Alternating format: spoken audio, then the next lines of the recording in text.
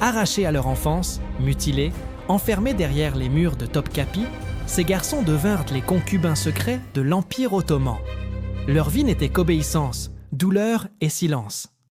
Ce qui nous semble aujourd'hui monstrueux était alors considéré comme normal. Voici l'histoire effacée des enfants sacrifiés du harem masculin. Dans les entrailles silencieuses du palais de Topkapi, là où les couloirs sombres résonnaient d'un parfum d'encens et de peur, un murmure glaçant traversait les siècles. Car derrière les façades dorées de l'Empire ottoman, derrière les bannières triomphantes, derrière l'éclat des sabres et des trônes, il existait un monde secret, invisible aux yeux du peuple. Un monde où l'horreur n'était pas un accident, mais une règle.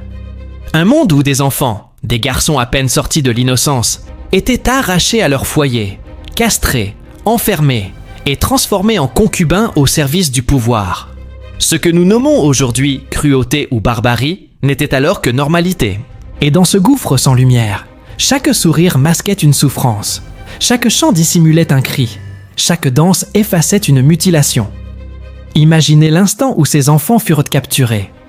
Beaucoup venèrent des provinces conquises, chrétiens arrachés aux Balkans, aux villages d'Anatolie, aux territoires slaves. Les soldats ottomans, impassibles, séparèrent les familles, choisissant les plus beaux visages, les corps les plus prometteurs. Les larmes des mères n'étaient rien face à la mécanique de l'Empire. Ces garçons n'avaient pas plus de 7, 8 ou 9 ans. Leurs yeux grands ouverts fixaient la violence d'un monde qui venait de les trahir. Et dans leur dos, les flammes de leur maison brûlée scellèrent le départ vers un destin qu'ils ne pouvaient pas encore imaginer. Le voyage vers Istanbul était déjà un calvaire. Attachés les uns aux autres, conduits comme du bétail, ils traversaient montagnes et fleuves dans la poussière et la fine. Et certains mouraient sur la route, et leurs corps étaient abandonnés au bord des chemins, anonymes, oubliés. Ceux qui survivaient étaient conduits jusqu'aux portes du palais, où commençait la véritable transformation. Car avant d'entrer dans le harem masculin, ils devaient subir l'épreuve la plus brutale, la castration. Arrachés dans le sang, cette mutilation les condamnait à une vie d'obéissance et de silence. Les cris résonnaient dans des salles obscures, étouffés par des draps imbibés.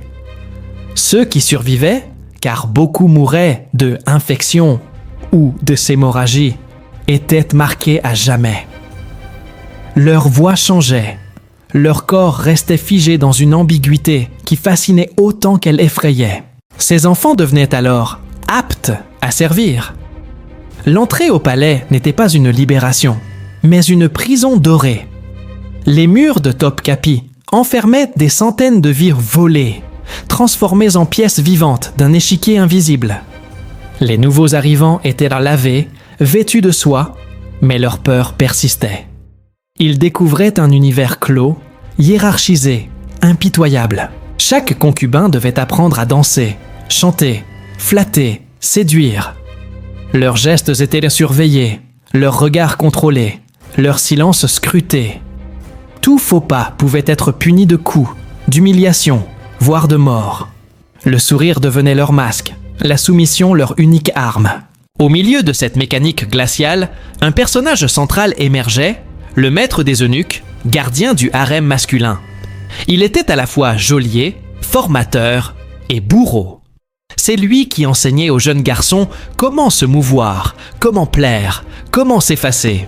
Sous son regard, ils répétèrent les pas de danse jusqu'à l'épuisement, leurs pieds nus frappant le marbre glacé.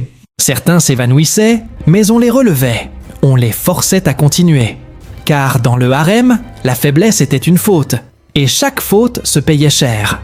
Et derrière ces exercices se cachait une finalité terrifiante, satisfaire le désir du sultan et de ses proches. Les concubins masculins n'étaient pas seulement des serviteurs. Ils étaient des objets de plaisir, des instruments vivants, destinés à apaiser les passions d'un empire saturé de pouvoir. On les exhibait lors des fêtes, dans des danses lascives, où leur corps fragile devenait spectacle. Le peuple applaudissait, fasciné par leur beauté étrange, sans savoir, ou sans vouloir savoir, ce que cela signifiait réellement. Car derrière chaque sourire peint se cachait une blessure. Derrière chaque pas gracieux, une douleur indicible. Le premier crochet narratif surgit ici, comme une fissure dans le décor éclatant. Car ces enfants, mutilés et enfermés, n'étaient pas seulement des victimes silencieuses. Ils étaient aussi les témoins privilégiés des secrets les plus sombres du palais. Dans les couloirs interdits, ils entendaient des complots, voyaient des trahisons, assistaient à des exécutions. Leurs yeux, que l'on voulait dociles, devenaient des miroirs de l'horreur. Et certains, plus tard, utilisèrent ce qu'ils avaient vu comme une arme. Car si le harem les brisait, il forgeait aussi en eux une connaissance redoutable. Et cette connaissance, un jour, pouvait devenir leur vengeance. On leur interdisait d'évoquer leur village, leur famille, leur langue. Tout devait être effacé, car un concubin n'était plus un être humain ordinaire. Il devenait une propriété, un objet façonné pour plaire et servir. L'amnésie était imposée comme une vertu. Les enfants, trop jeunes pour se révolter, cédaient, et leur silence grandissait avec eux. Le matin, à l'aube, on les réveillait au son métallique des clés que l'on faisait tinter dans les couloirs. Les surveillants, armés de bâtons, inspectèrent les chambres. Tout devait être en ordre, les corps alignés, les visages baissés. Après des ablutions glaciales, les garçons étaient conduits dans de grandes salles de formation. On leur enseignait la musique, la danse, le chant. Chaque mouvement devait séduire, chaque note flatter, chaque sourire séduire. L'erreur se payait d'une gifle, d'un coup de canne, parfois d'une mise à genoux prolongée sur le marbre jusqu'au sang. Mais derrière la discipline se cachait une mécanique plus sombre encore. Ces exercices étaient conçus pour briser la volonté, pour effacer toute trace de résistance. L'enfant devait devenir une marionnette, un masque animé au gré des désirs du maître. Le rôle des concubins masculins dans les fêtes du palais était central. Lors des banquets, ils étaient exhibés devant les dignitaires étrangers, vêtus de costumes éclatants, maquillés de couleurs vives, parfumés de musc et d'ambre. Ils dansaient en cercle, leurs corps androgynes fascinant une cour avide de spectacles. Le sultan, assis sur son trône d'or, observait en silence, entouré de ses vizirs. Chaque mouvement, chaque note de tambour résonnait comme une offrande. Pour le peuple qui avait parfois la chance d'apercevoir ces représentations, c'était un émerveillement. Un art mystérieux, raffiné, étrange. Mais pour les garçons, chaque danse était une humiliation déguisée, un rappel brutal de leur condition d'objet. La nuit, l'horreur changeait de visage. Certains étaient appelés dans les appartements privés. Personne n'ignorait ce que cela signifiait. Les plus jeunes tremblaient, les plus âgés se résignaient. Les chambres silencieuses devenaient le théâtre de désirs qu'ils n'avaient pas choisis, de gestes qu'ils ne comprenaient pas, de violences qu'ils devaient subir sans un cri. Ceux qui revenaient ne parlaient jamais. Le silence était leur unique défense. Mais leurs yeux, ternis, disaient tout. Dans ces couloirs, l'innocence n'existait plus. Elle avait été sacrifiée sur l'autel du pouvoir. Pour survivre, les concubins développaient des stratégies invisibles. Certains apprenaient à flatter, à se rendre indispensables, à devenir les favoris d'un maître influent. D'autres, au contraire, tentaient de disparaître, de se fondre dans la masse, espérant échapper au regard. Mais aucune stratégie ne garantissait la sécurité. Car dans le harem, l'arbitraire régnait. Un jour, un sourire pouvait sauver. Le lendemain, ce même sourire pouvait condamner. Tout dépendait de l'humeur du sultan, du caprice d'un vizir, du soupçon d'un rival. Le harem masculin n'était pas seulement un lieu de plaisir, c'était aussi un lieu de pouvoir. Certains concubins, en devenant les favoris du sultan, gagnaient une influence immense. Ils pouvaient te murmurer des conseils, orienter des décisions, transmettre des secrets. Leurs voix, étouffées en public, devenaient parfois des armes en privé. Mais cette influence était toujours fragile, toujours menacée. Le moindre faux pas pouvait transformer un favori en condamné. Et nombreux furent ceux qui, après avoir goûté à la faveur, tombèrent dans l'oubli ou la mort. C'est ici que surgit le deuxième crochet narratif. Car dans les archives ottomanes, certains témoignages révèlent un paradoxe glaçant. Plusieurs de ces concubins, mutilés et humiliés, devinrent eux-mêmes des figures de pouvoir redoutées.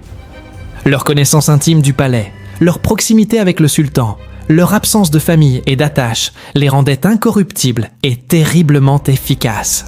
Ainsi, des victimes devinrent des bourreaux. Ceux qui avaient subi les pires cruautés reproduisirent ces cruautés sur les plus jeunes, perpétuant un cycle sans fin. Le harem ne se contentait pas de détruire des vies. Il forgeait aussi des instruments de domination. L'existence quotidienne restait pourtant marquée par l'angoisse.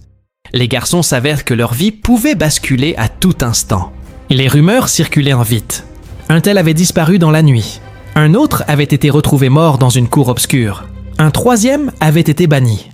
Chacun comprenait la leçon. Il n'y avait pas de refuge, pas d'issue. Le harem était une cage dont on ne s'échappait pas. Les murs de Topkapi, si beaux vus de l'extérieur, étaient des remparts de pierre et de silence. Et pourtant, au cœur de cette mécanique, subsistait parfois une flamme de révolte. Certains concubins osèrent défier leur sort, par des gestes minuscules, un regard soutenu, un mot interdit, une chanson murmurée dans une langue proscrite. Ces gestes, dérisoires en apparence, étaient des cris étouffés. Ils rappelaient qu'avant d'être des concubins, ils avaient été des enfants, des fils, des frères. Mais ces éclats de mémoire étaient souvent vite punis. Car le harem ne tolérait pas le souvenir. Il exigeait l'oubli total. Dans l'ombre du palais impérial, le harem masculin Nokh était pas seulement une prison de chair, il était aussi un laboratoire du pouvoir. Les garçons transformés en concubins, une fois domestiqués, devenaient les témoins muets des intrigues les plus dangereuses. Leurs pas glissaient dans des couloirs interdits. Leurs oreilles captaient des chuchotements que nul ne devait entendre. Leurs yeux reflétaient les drames dont l'histoire officielle préféra taire l'existence. Et parfois, à force d'être réduits au silence, ils apprenaient à écouter mieux que quiconque. C'est dans ce silence que naquirent les secrets les plus lourds de l'Empire. Les vizirs, les sultanes, les princes savaient que ces enfants devenus eunuques observaient tout. On les traitait comme des ombres, mais ces ombres étaient partout. Quand le sultan conspirait contre ses propres frères, ils étaient là.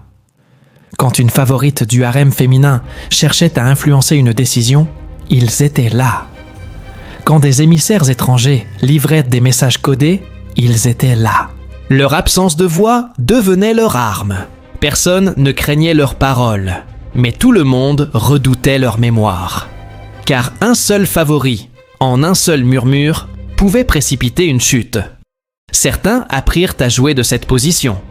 Dans le secret des nuits, ils offraient au sultan plus que leur corps. Des confidences, des avis, des intuitions. Ils savaient flatter au bon moment, détourner l'attention, semer le doute. Un regard, un mot glissé au creux de l'oreille impériale suffisait à changer le destin d'un vizir. Et ainsi, paradoxalement, ces victimes devinrent parfois des faiseurs de rois, des marionnettistes invisibles. L'ironie était terrible. Arrachés à leur vie, mutilés pour être dociles, certains devinrent les maîtres cachés des décisions les plus terribles. Mais ce saint pouvoir était un poison, car il reposait sur la faveur, et la faveur n'était jamais stable. Les favoris d'hier devenaient les oubliés de demain. L'histoire regorge de ces trajectoires brisées. Un garçon adulé, couvert d'or et de soie, qui disparaissait du jour au lendemain, remplacé par un plus jeune, plus gracieux, plus docile. Les rumeurs parlaient d'empoisonnement, d'étranglement dans la nuit, de disparition étouffée par les murs. Personne ne posait de questions. Le harem engloutissait ses enfants, comme la mer engloutit les naufragés. La cruauté ne s'arrêtait pas aux gestes visibles. Elle s'insinuait dans les esprits, dévorait les âmes. Beaucoup des concubins développaient une double personnalité. À l'extérieur, un masque souriant, obéissant, séducteur. À l'intérieur, un gouffre de douleur, de honte, de nostalgie. Leurs rêves étaient peuplés de souvenirs interdits. Une maison lointaine, une langue oubliée, une mère dont le visage s'effaçait. Certains murmuraient en dormant des prières dans une langue étrangère. Le matin, ces prières étaient effacées à coups de discipline. Le palais exigeait l'oubli absolu. Mais on ne tue pas si facilement la mémoire. Le troisième crochet narratif surgit ici. L'histoire d'un concubin, resté dans certaines chroniques, qui osa transformer son rôle de victime en arme. On raconte qu'il avait été pris dans les Balkans, enfant d'une famille chrétienne. Mutilé, enfermé, il apprit à survivre par l'obéissance. Mais au fil des années, il devint le favori du sultan et gagna un accès sans précédent aux secrets de l'Empire. Dans l'ombre, il nourrit sa rancune. Et quand l'occasion vint, il trahit, livrant des informations à des ambassadeurs étrangers. Son geste fut découvert et il fut exécuté dans l'horreur, ses cris étouffés par la pierre. Mais son histoire survécut, transmise en chuchotement, preuve que même dans la cage la plus étroite, un esprit pouvait encore rêver de vengeance. La mémoire des concubins hantait le palais. Même morts, ils restaient des fantômes. Certains serviteurs affirmaient entendre leurs pas la nuit, des pas d'enfants dans des couloirs vides. D'autres parlèrent de chants étouffés, de voix qui résonnaient dans les bains, comme des échos d'innocence brisée. Le palais lui-même semblait garder trace de leur souffrance, comme si la pierre refusait d'oublier. Et chaque nouveau garçon, en franchissant ses murs, sentait instinctivement qu'il n'entrait pas dans une maison de gloire, mais dans une prison d'ombre. Le contraste entre l'extérieur et l'intérieur était saisissant. Dehors, le peuple voyait Topkapi comme un lieu de magnificence, un symbole de la puissance ottomane. Les récits exaltaient la richesse du sultan, la discipline de ses serviteurs, la beauté de ses fêtes. Mais derrière ces façades, chaque sourire coûtait une vie, chaque danse cachait une mutilation, chaque chant masquait un cri. C'était un théâtre, un décor soigneusement entretenu, où l'horreur se dissimulait sous l'apparat. Et c'est peut-être là la vérité la plus glaçante. Ce qui nous semble au jour, monstrueux, était alors normal. Personne ne s'indignait. Les vizirs voyaient en ces concubins une tradition nécessaire.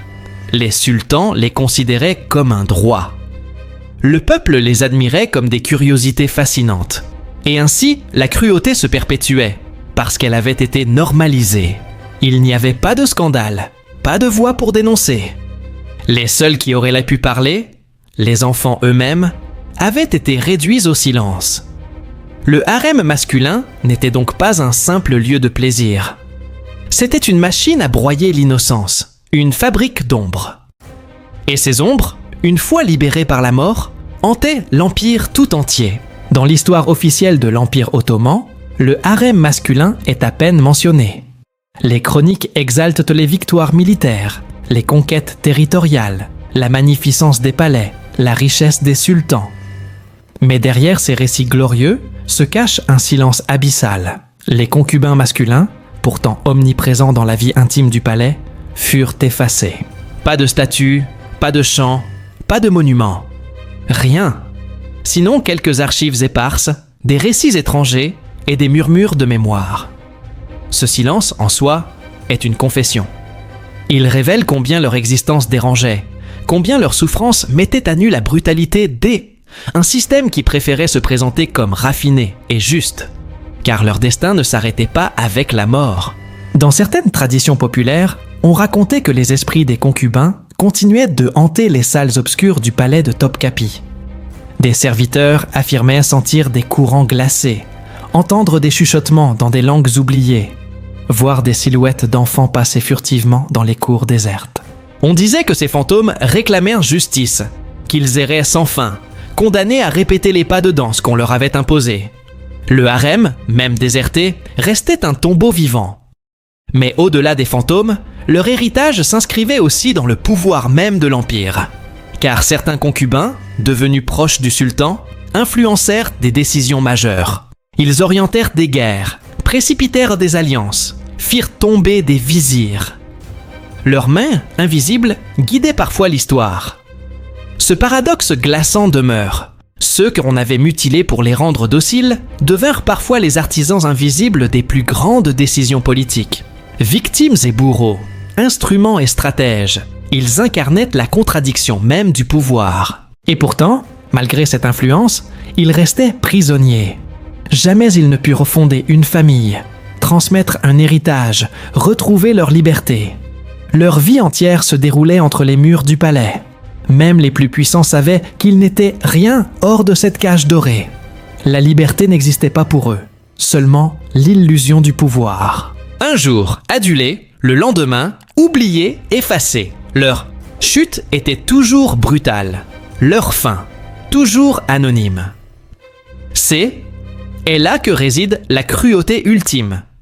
Ce qui leur arrivait, n'était pas considéré comme une exception, mais comme la norme. Les mutilations, les humiliations, les violences étaient intégrées au système. Elles n'étaient pas perçues comme des crimes, mais comme des étapes nécessaires, comme un rite inévitable. La société ottomane, fascinée par la puissance de son sultan, acceptait cette mécanique sans la questionner. Et l'histoire, ensuite, préféra l'enterrer, pour préserver l'image brillante d'un empire raffiné. Aujourd'hui, en se penchant sur ces archives, on ne peut qu'être frappé par le contraste entre la beauté apparente du palais et les horreurs qu'il abritait. Topkapi, avec ses jardins, ses mosaïques, ses fontaines, reste un chef-d'œuvre architectural. Mais sous chaque dalle, dans chaque couloir, dans chaque salle de marbre, sommeillent les cris étouffés d'enfants sacrifiés. La beauté se nourrit parfois du sang, et l'or se forge sur des ossements. Le twist final de cette histoire réside dans une vérité dérangeante. Ce système, si brutal, ne disparut pas totalement avec la fin de l'Empire. Il laissa des traces dans les mentalités, dans les traditions, dans la manière dont le pouvoir considère encore aujourd'hui les plus vulnérables. L'idée que certains corps peuvent être utilisés, transformés, sacrifiés pour la grandeur d'un État n'a pas disparu. Elle se réinvente sous d'autres formes, dans d'autres contextes. Et c'est là le véritable héritage des concubins masculins. Un avertissement qui dépasse les siècles. Car si nous croyons que leur histoire appartient au passé, nous nous trompons. Les mêmes mécanismes se répètent, sous d'autres noms, dans d'autres lieux. L'innocence sacrifiée au nom du pouvoir. Les vies brisées pour la gloire des élites. Les enfants arrachés à leur famille pour servir des maîtres plus puissants. Autant de motifs qui, loin d'avoir disparu, se perpétuent encore. Les concubins de Topkapi ne sont pas seulement des fantômes du passé. Ils sont les miroirs d'un présent qui refuse parfois de regarder sa propre cruauté. Et si au fond, leur histoire n'était pas close? Si, dans les archives encore scellées, dans les récits jamais publiés, se cachaient d'autres vérités, plus sombres encore? Car certains voyageurs du temps évoquaient des pratiques plus terribles. Des salles jamais ouvertes au public, des rituels dont personne n'osa jamais parler. Peut-être que Isabelle de Valois et les concubins de Topkapi ne sont que les premiers échos de Un océan d'Ai, histoires étouffées, d'innocences sacrifiées, que l'histoire officielle garde encore prisonnières. Et si la clé de ces secrets dormait toujours, quelque part, entre les murs du palais, prête à révéler un scandale plus immense que tout ce que nous croyons savoir?